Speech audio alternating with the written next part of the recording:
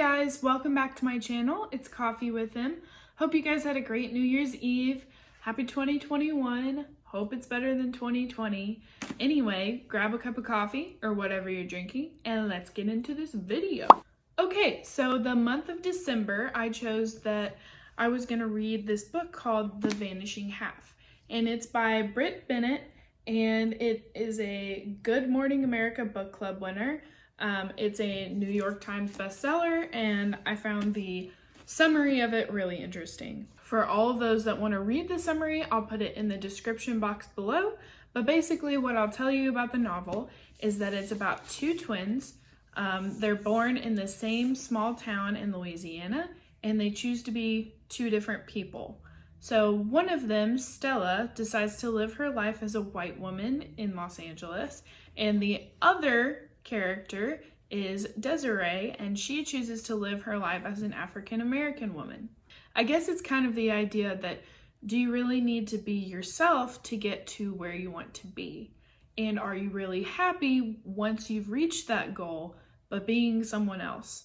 And I think the answer is no, because as you'll see within the story, Stella is never really truly happy with her life. She has a lot of different things going wrong for her, especially her daughter doesn't really care for her nor respect her because her mother's never told her the truth. Her mother is a liar and she kind of knows it. So with the second twin, Desiree, she has a child named Jude, but she lives her life as an African American woman and eventually moves back to her same small town where she grew up where she was little.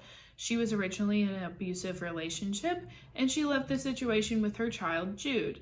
Now, her child, Jude, is actually of darker color. The town itself is kind of built on the idea of colorism, and that certain colors are better than others. The whole town basically thinks that they should be lighter, and you know, when you're the darkest one within the town, of course she's going to get made fun of, and she wants to leave. So she eventually does leave, and I'm going to have spoilers, so I'm just letting you all know this is the point to stop the video if you don't want to hear any spoilers. So basically, Jude moves to Los Angeles. She actually meets a man, and he's actually transgender, which is super awesome because I've never seen or I've never read a book that actually had a transgender character in it, and I think that's brilliant that they added that in there because that is something that's always been around, and I don't know why, you know, it's the 1950s,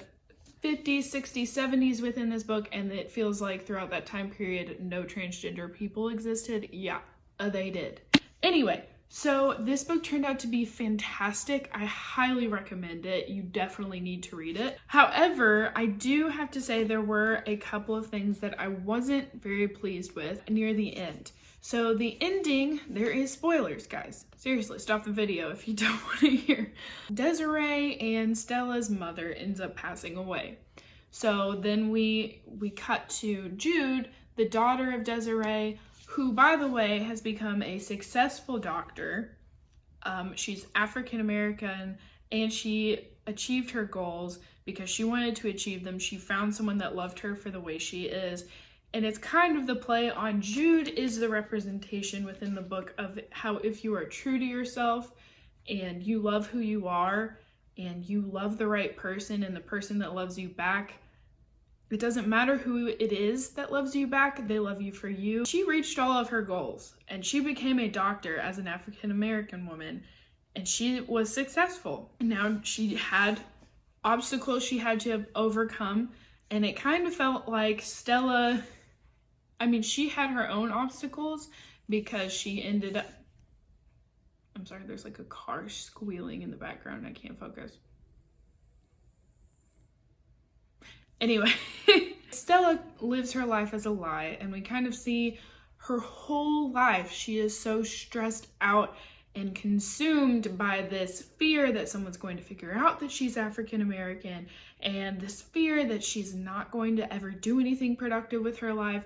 And she goes to school, she becomes a professor, she does all these things, much to the dislike of her husband, who doesn't understand why she feels like she needs to do those things. And it's because since she lied about her life. She never truly went on to be the woman she wanted to be. So later in life, she ends up doing that. However, she's still, I don't know, she cuts off her entire family, and you know that there's always going to be this hole in your life and something missing when you cut ties with someone that you know you're related to and that you should love and that should love you back, and you feel like you've cut them out of your life. That's never easy. And we see that within her life. Now with Desiree actually being herself, you see how she transforms herself into being who she wants to be, slowly but surely. She leaves town with Stella and they live together for a while. She meets a man. He's an African-American man like her. However, he's much darker, which is why Jude ends up being darker, takes on the coloration of her father. However, she sees nothing wrong with this, and then she goes back home to her town, and of course they think that, oh, she's run off with a colored man. Of course he was going to end up beating her. Okay, what is this town? I think they did a really good job at portraying how stupid and ignorant people were back then. But I have to say, this book was so good. I was literally captured by it the whole time. And guys, I have not read a book in a hot minute, and the fact that it was able to keep my attention for this long is honestly astonishing. But I flew through this book. Like, I read it in a week and a half, which is maybe not fast for some people, but for me it is, just because, you know, you're busy with life and work and all that kind of stuff. But I highly recommend this book. It was pretty cheap on Amazon. I got the hardcover. You can look at it there, and I'll also leave a description in the description. I can talk, I swear. I will also leave it in the description box below where you can buy this book.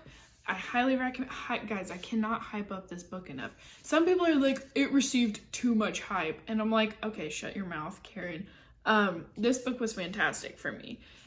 Solid 8.5 out of 10 for me, but that is because a 9 and 10 are reserved for things like Harry Potter, Lord of the Rings, which I need to read in its entirety. And I realize that I shouldn't be able to rate it because I haven't read it in its entirety. But that's a whole other thing, and maybe we'll make it there.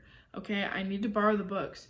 But I'm reserving the top, 9, 10s for the books that are like actually life-changing. Anytime you feel like you are being marginalized based on your color, race, ethnicity, gender, it's all in here, and it's all kind of a way to inspire you in your own life to not settle for anything less than the respect you deserve. Like, you deserve it. You guys are all beautiful in your own way, and this book kind of, just reinforced that for me, that be yourself, be true to who you are. Don't let part of you vanish away. Remember the old person you were. Remember your past. It helps you push on towards your future.